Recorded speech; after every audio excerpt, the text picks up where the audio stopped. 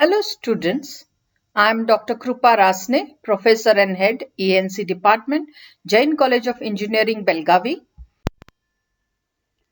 So let us continue with the video 2 of Module 2. In this particular Module 2, we will be referring to the same textbook, that is Text 2, MD Singh and KB Kanchandani, Power Electronics, 2nd edition, Tata McGraw-Hill, which we referred for the video 1 also. The syllabus for this would be gate characteristics of SCR and turn-on methods of the module 2, and the remaining part will be dealt with in the forthcoming videos. So what is gate characteristics is nothing but the circuit that is designed to trigger a forward biased SCR. So you can see here it will basically consist of one battery VGS externally given and a series resistance RG, which will make an appropriate current IG to go through gate so as to trigger the SCR. We will also notice there is a VG is a voltage between the gate and the cathode. Okay, so now to design this circuit we should understand the gate cathode characteristics as supplied by the manufacturer so that we can properly select the values of RG, VGS, IG and VG as well. So in a thyristor the gate is connected to the cathode through a PN junction and it resembles a diode. Therefore, the VI characteristics of a gate is similar to a diode but varies considerably in units. The circuit which supplies firing signals to the gate needs to be designed and it should accommodate all variations that come across it. It should not exceed the maximum voltage and power capabilities of the gate. What it means is what voltage that will come here, it should not be greater than the specified value by the manufacturer, as well as the current that is going should not go beyond IG max specified by the manufacturer. Similarly, there is an IG minimum and VG minimum below which you cannot trigger the thyristor at any cost. And it also we can prevent false signals that are coming from external or something that might falsely trigger the SCR. So how to prevent even that we need to design properly to assure design. So now let us look at the gate characteristics. This is nothing but the diode characteristics, that is the PN diode between the gate and cathode, because gate is connected to P and cathode is connected to N. So the characteristics, gate characteristics is nothing but the diode characteristics. So we are plotting this VG, that is the gate voltage versus the gate current. And these two lines ON and OM, these are the VI characteristics drawn for at least two SCRs with different, with the same rating but having slightly different range of characteristics. So they are of the same rating but their graph can be slightly different. So we have taken these two ON and OM as the two graphs.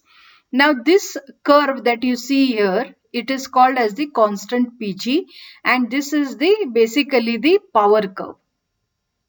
And we should see that the operating point, that is S, that is where to operate the gate circuit, is this point S. It can vary from S1 to S2 and it should be very close to this particular power curve. Okay, and so how to get these 2 points? Another important thing about this S1 and S2 is they should be below the VG max and IG max and above VG minimum and IG minimum. Now what are these VG minimum and VG maximum? These are the minimum and maximum voltages that has to come between gate and cathode so that you can get a reliable triggering. That is, if the gate voltage is less than VG minimum, it is very difficult to get a triggering from gate. Okay. Similarly, if gate current is less than Ig minimum, then it is, you cannot trigger using the gate. And hence also we should take precaution that the gate current should not go beyond Ig max, because that might destroy the gate terminal. Okay, so when I am designing the gate triggering circuit, which basically consists of VGS, okay, the gate battery, followed by a series RG that is connected, which we have seen in the previous slide. So what should be the value of that series resistance RG? So for that, they say the maximum value of that can be got in this fashion. So let ES be the source, which is at this point, and from here you can draw a straight line HD. Then if I take this OH upon OD, this is called as the gradient, and the ratio OH by OD, that will basically tell you the value of RG. And that value of RG has to be between RG max and RG minimum. So what is RG max? RG max is the line that can be drawn from H to E. And what is E? E is basically the intersection point of VG minimum and IG minimum. So I get this value as the maximum value of RG max, that is the series resistance. How to get the RG minimum is, if I draw from H a tangent to this PG curve, then that HC, that value will give me the RG minimum. This is the diagrammatical representation. Of course, we can use equations and formulas to calculate the value of RG minimum. This curve is basically given by the manufacturer, who actually tells how you can derive the values of this RG minimum, RG maximum, and actual value of RG. So the design specifications pertaining to the gate characteristics are usually provided by the manufacturer, and this is the gate characteristics of a typical SCR. Here positive gate to cathode voltage Vg and positive gate to cathode current Ig represent the DC values. So we know that at the gate I can give DC, I can give AC, and I can give a pulse. Pulse is the best way of giving to the gate, okay, because it remains on for some time, triggers the device, and then it goes off, because even if it remains on, it is going to be useless. It does not play any role after turning on the SCR. So but this characteristics is basically for DC values only. So in this figure, this is just a repetition what I explained in the just now using the figure. So in the figure, the curve ON and OM, they correspond to the possible spread of the characteristics for SCRs of the same rating. For best result, the operating point S may be changing from S1 to S2, and it should be as close as possible to the curve PG and must be contained within the maximum and minimum limits of voltage and gate condition. This is the requirement. Then this provides the necessary hard drive for the device. For selecting the operating point, usually a load line of the gate voltage ES which is equal to OH is drawn as HD. Okay, I have shown you that. The gradient of the load line HD, which is equal to OH by OD, will give the required gate source resistance RG. The maximum value of this series resistance is given by the line HE, where E is the point of intersection of lines indicating the maximum gate voltage and gate current. The minimum value of gate source series resistance is obtained by drawing a line HC, which is tangential to the PG curve. A thyristor may be considered to be a charged control device. Hence, higher the magnitude of the gate current pulse, lesser will be the time to turn on the thyristor. Hence, the SCR turn on time can be reduced by increasing the gate current with a higher magnitude. Hence, it should be ensured that the pulse width is sufficient to allow the anode current to exceed the latching current. I have given you the definition of latching current in the previous video, which is basically used during turn on of the SCR.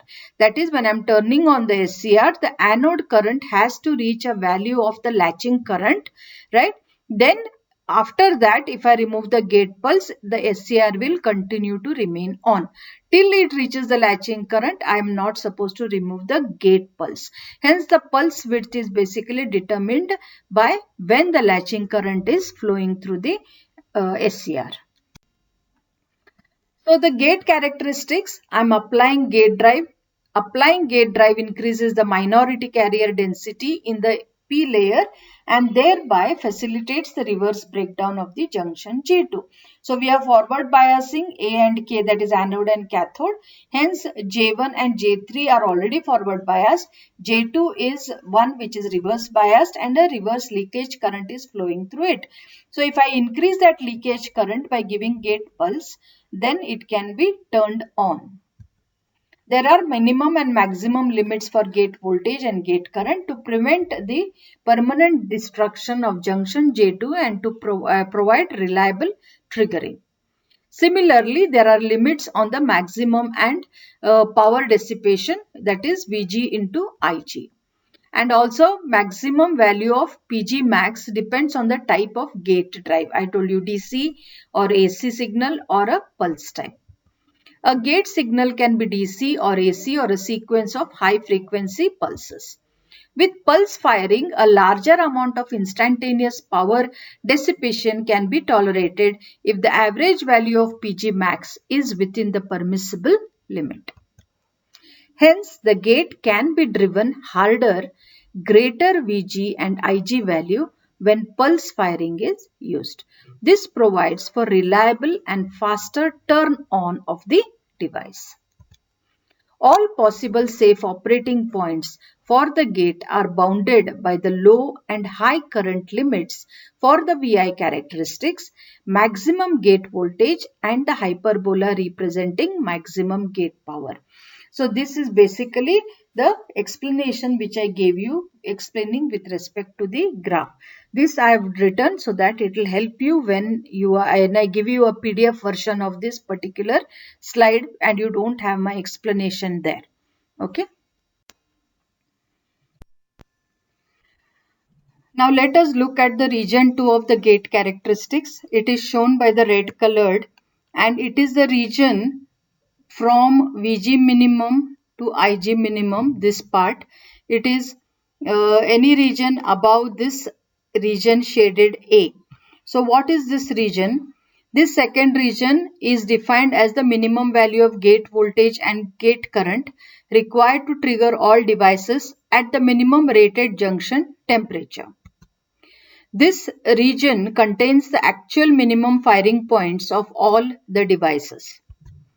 In a sense, it is a forbidden region for the firing circuit because a signal in this region may not always fire all the devices or never fire any at all.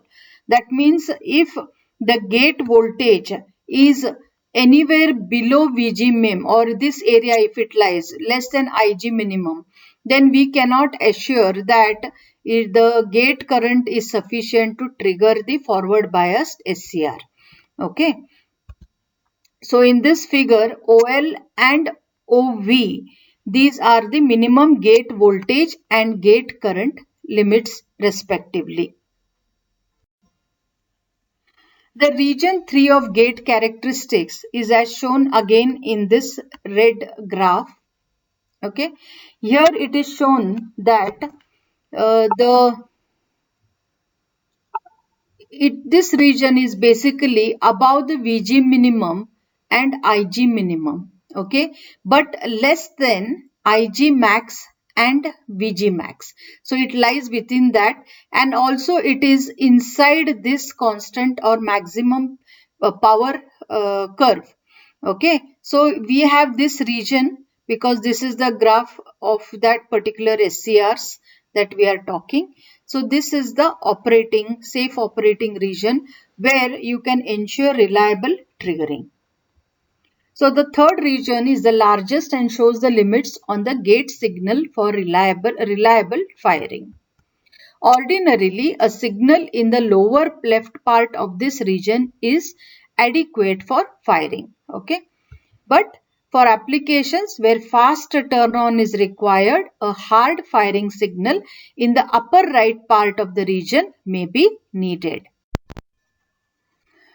So gate pulse width. So we know that the gate signal can be a pure DC, or it could be an AC signal, or it could be a pulsating signal with a certain frequency as shown here. That means the frequency of this pulse could be T1 and the pulse width for which the pulse occurs is given by T. So this is the waveform that can appear as the gate current.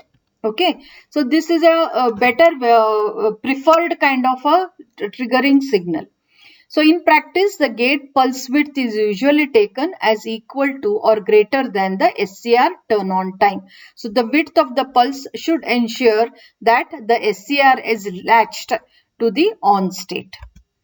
If T is the pulse width as shown in the figure, then T should be greater than the T on.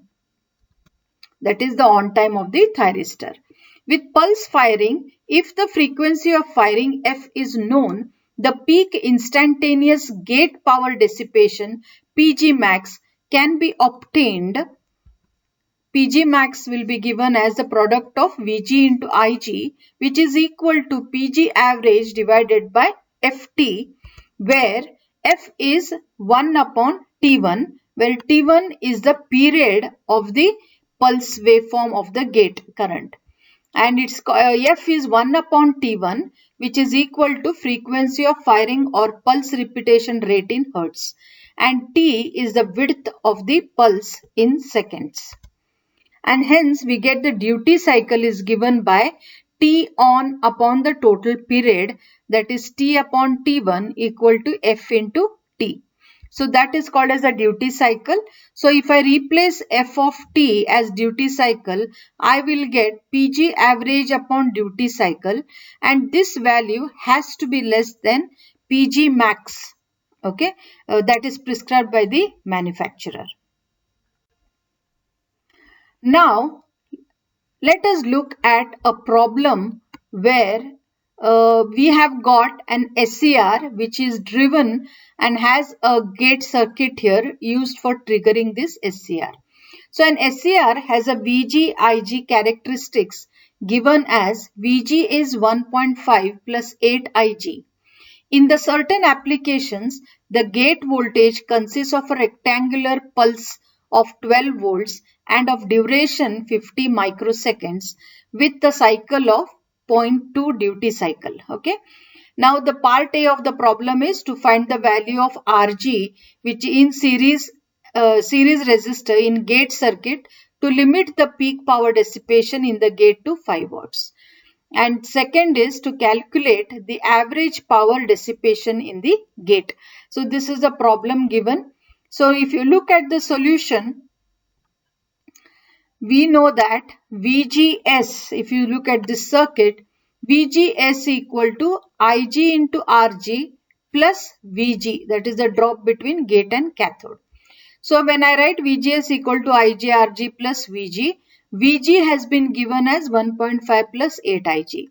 So I substitute Vg as 1.5 plus 8G plus Rg into Ig. So taking Ig common, I'll get Rg plus 8 inside the bracket plus this 1.5, and this is equal to VGS. Its value has been given as 12 volts. Now in this I can find Rg, but I do not know the value of Ig. To identify the value of Ig, I take the peak power loss is given as VGIG and its value is specified as 5 watts. So with this equation, I will replace Vg again with 1.5 plus 8G. I will get a quadratic equation for Ig. Using this quadratic equation, root equation, I will get Ig as 0.7 amps. Once I know the Ig, it can be replaced here to get the value of Rg. So Rg plus 8 into 0.7 plus 1.5, that will give me the Rg value as 7 ohms. And next, that is the part A of the question, and part B is to calculate the power dissipation in the gate. Now the average power loss is nothing but peak power loss into duty cycle. So average is always divided by the duty cycle. So you get it as 5 into duty cycle as 0.2 is given, that will be equal to 1 watt. So let us look at another problem. The example goes like this. If VGIG characteristics of an SCR is assumed to be a straight line passing through the origin with a gradient or slope of 3 into 10 cube. So we have seen the VGIG characteristics, right? So if I draw a center straight line, okay, from the origin with a slope of 3 into 10 to the power of 3, calculate the required gate source resistance given EGS. Okay, so we call it is the input DC voltage as 10 volts and allowable PG is 0.012 ohms. It is 0.012 watts. Okay. So in the solution, the allowable PG is 0.012 watts. So we know that PG is equal to VG into IG is equal to 0.12. And we also know the gradient or the slope can be written as Vg upon Ig, which is equal to 3 into 10 to the power cube. Okay, 3 into 10 to the power of 3. Therefore, Vg is equal to 3 into 10 to the power of 3 into Ig. So I substitute this Vg out here. I will be able to get the value of Ig, where I get Ig as 2 milliamperes. Substituting Ig in this particular equation, I will get Vg as 6 volts. Okay, so this is another problem very similar for your gate characteristics. So now let us look at this particular example. So for an SCR, here the gate cathode voltage characteristics is given by a straight line with a gradient of 16 volts per amps passing through the origin. Okay, so we have the VGIG characteristics, and from the origin a straight line is drawn and it has a slope of 16 volts per amps. The maximum turn on time is 4 microseconds. So T on is 4 microseconds, and the minimum gate current required to obtain this turn on is 500 milliamps. So Ig minimum is 500 and the gate source voltage is 15 volts. So the part A of the question is calculate the resistance to be connected in series with the SCR, and B to compute the gate power dissipation given that the pulse width is equal to the turn on time and that the average gate power dissipation is 0.3 watts. Also compute the maximum triggering frequency that will be possible when pulse firing is used. Now coming to the solution, if you see, the solution goes like this, that the Ig minimum is given as 500 milliamps, so it is 0.5 amperes. Vg by Ig, the gradient is given as 16 volts per amperes. From this I can calculate Vg as 16 into 0.5 is 8 volts. And from this particular figure, Rs can be evaluated using KVL law. So V1 minus V2, that is EGS minus VG divided by the current flowing, that is Ig. So that will be equal to 15 minus 8 upon 0.5. So that will give me the value of Rs as 14 ohms. So that forms the part A of the question. The part B of the question, to solve that, we know that power dissipation is Pg equal to Vg into Ig. So that is Vg is 8, Ig is 0.5, I get it as 4 watts. Also it has been told to compute the maximum triggering frequency that will be possible when the pulse firing is used. So the maximum Pg max is given by Pg average upon delta. So when you say delta, it is T on upon T. So instead of T on by T, I will write it as F into T on. Therefore, Pg max is given as 4 watts. Pg average is nothing but 0.3 divided by F is given, F we have to calculate into T on. T on is given as 4 micro. So micro means 10 to the power of into 10 to the power of minus 6. So that will go on top as 10 to the power of 6. So I get frequency as about around 19 kilohertz. So this is the problem here. So till now, we have been looking into the thyristors, the characteristics, and in this video we saw the gate characteristics of SCRs. We also saw certain problems related to these gate characteristics, and now let us move on to the turn on methods. So turn on methods of a thyristor. So basically we have got different ways to turn on the thyristor. Of course, the gate method is one of the method, but we also know if I increase the forward voltage also beyond VBO, breakover voltage, the SCR is going to turn on. So the other methods are, let us look at them. One is a thermal turn on. Now what is thermal turn on? If the temperature of the thyristor is high, means if I heat the thyristor, there will be an increase in charge carriers which would increase the leakage current. This would cause an increase in alpha 1 and alpha 2 of the thyristor and it may turn on. This type of turn on may cause thermal runaway and is usually avoided. We know alpha 1 and alpha 2 are the two current gains of the two PNP and NPN transistor when we studied the two transistor analogy. So that by heating you will be probably increasing alpha 1 and alpha 2, but this is not the correct method of turning on the thyristor. Next is using light. So if light is allowed to fall on the junctions of a thyristor, charge carrier concentration would increase, which may turn on the SCR. Similar, we already have LASCR. So this is by making light to fall on such SCR, it is possible to turn on the thyristor. Next is LASCR, light activated SCRs, and these are turned on by light to strike the silicon wafer. So second and third is almost the same, because only if it is LASCR you can put on the light and turn on the SCR. Next is high voltage triggering, which I mentioned. This is basically going beyond the breakover voltage by increasing the forward voltage, the first quadrant, without using the gate. So this is the triggering which without application of gate voltage, with only application of large voltage across the anode cathode, such that it is greater than the forward breakover voltage VBO. This type of turn on is destructive and should be avoided. Next is of course gate triggering. We have been studying all the time just now. So gate triggering is one another method practically employed to turn on the thyristor, and gate triggering will be discussed again. We have already discussed it earlier also. Next type of triggering that we should know is basically the dV by dt triggering. dV by dt limitations we have done in our first module, and what happens is dV by dt and di by dt, these basically come during the turn on and turn off of the thyristor.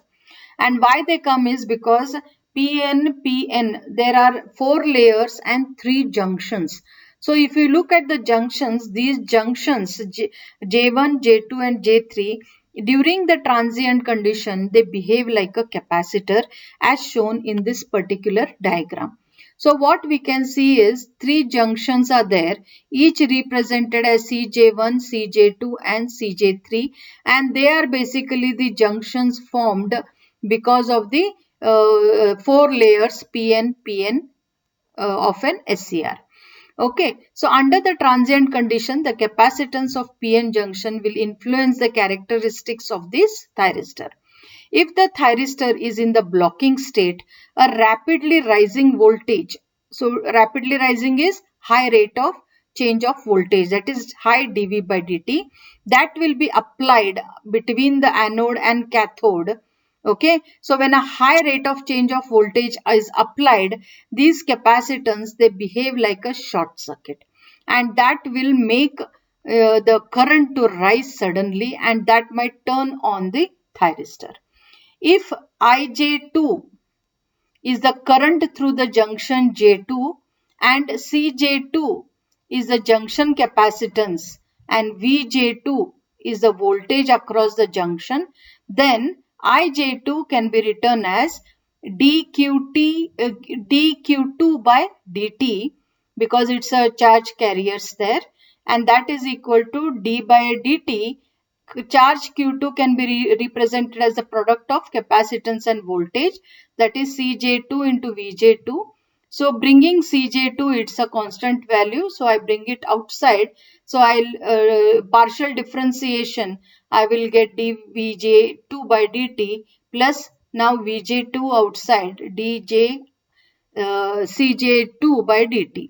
From the above equation, we see that if dV by dt is large, dV by dt is large, Ij2, this will also be large. A high value of charging current may damage the thyristor, and the device must be protected against high dV by dt. So this is what we have done. We need protection for high dV by dt, and we are using this Nuber circuit, a capacitor and resistance across the thyristor to protect it. So the manufacturers always specify the dV by dt, and we have to maintain that by using proper snubber circuits. So dV by dt is another method of triggering the thyristor. So now continuing with the syllabus, we have seen the gate characteristics of SCR. We have seen the different turn-on methods. And now let us look at the switching turn-on characteristics of an SCR. So the characteristics or dynamic characteristics or turn-on characteristics of the thyristor is shown here. What we see here is basically a gate current graph here. That is, a gate current is required to turn on the SCR. So to turn on the SCR, the anode current has to increase and the anode voltage, anode cathode voltage has to decrease. So this is the stage where we are going to turn an SCR which is off. Okay, and this is the stage when the SCR becomes on. So what lies between the turn off stage to turn on stage is nothing but the turn on characteristics or dynamic characteristics of the SCR. So here I am applying the gate, and we see that the gate will not rise immediately, it will also rise with a slope. And the anode current, which is supposed to be turn on because it is triggered, it will not trigger immediately, and it will start responding only after the gate current reaches 0.9 Ig. So from that point till the anode current reaches to 0.1 It, and that is the delay time, and that period also happens when the SCR is off, so the voltage is high. As the current starts to rise, the voltage will start to drop. So when this voltage drops to 90% of its original value, then that period is again called as TD. And we see that during the off state, the power loss is less and it is also increasing. Okay, here. Now after this point, that is after delay, the anode current, the SCR starts to turn on very fast, and it turns on, and hence this period is called as a rise time. So rise time is a period from 0.1 IT to 90% of the final value of this IT. IT means thyristor current, means anode current only. Okay, so as this is rising, anode current, the voltage is dropping. So the voltage drops from 90% of its original value to its 10% of its original value. So 0.1 Vt. So till that point, till this point, you can say, you call it as the rise time here because with respect to current. And from 90% to the final value it reaches, okay, that is called as TS or the spread time. So now from this point onwards, the thyristor is turned on. So basically this is a turn on characteristics which shows clearly how there are the turn on time which originates from this gate current to the final value it reaches. IT reaches the final value. So it basically made up of TD, TR and TS. So T on is equal to TD plus TR plus TS. So we will again overlook into what are these points. So when the SCR is turned on with the application of the gate signal, the SCR does not conduct fully at the instant of application of the gate. The minute I apply, it will not turn on. Okay, at the instant of application of the gate trigger pulse, which is because only a small portion of the silicon pellet in the immediate vicinity of the gate electrode starts to conduct. Okay. Next, the duration between 90% of the peak gate current of the and the instant the forward voltage has fallen to 90% of its initial value. This is called as the gate controlled delay time, that is TD. Then it is that TD is also defined as the duration between 90% of the gate trigger pulse and the instant at which the anode current will rise to 10% of its final value. Okay, and TD is usually in the range of 1 microsecond. Okay, and once TD has lapsed, the current starts to rise towards the peak value. Once TD has lapsed, the current now will start to increase, right? And hence this is called as the rise time.